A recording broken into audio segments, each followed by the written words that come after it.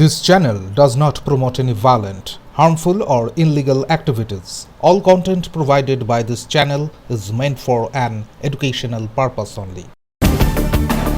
এলাকা দখলকে কেন্দ্র করে দুই গোষ্ঠীর মধ্যে সংঘর্ষের জেরে শুট আউটের ঘটনায় গুলিবিদ্ধ হয়েছেন এক ব্যক্তি। পুলিশ সূত্রে খবর, রবিবার দুপুরে সাঁতরাগাছি ঝিল সংলগ্ন এলাকায় ঘটনাটি ঘটেছে। জানা গিয়েছে, সুরজিৎ দাস নামে স্থানীয় এক দুষ্কৃতী তার দলবল নিয়ে বাপন বেরা নামের অপর এক দুষ্কৃতীর উপর হামলা চালায়।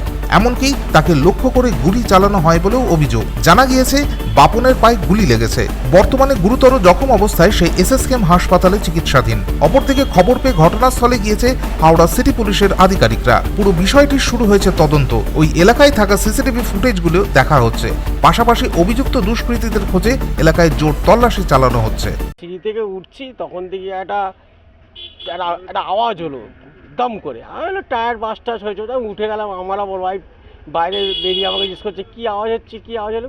কোনো টায়ার হয়তো বাস্ট হয়েছে। তোমার নিচে নামলাম, নিচে নেমে এখন জিজ্ঞেস করলাম নাকি শুনলাম নাকি একজন নাকি ইনজোর্ড করেছে, তাকে নাকি গুলি লেগেছে।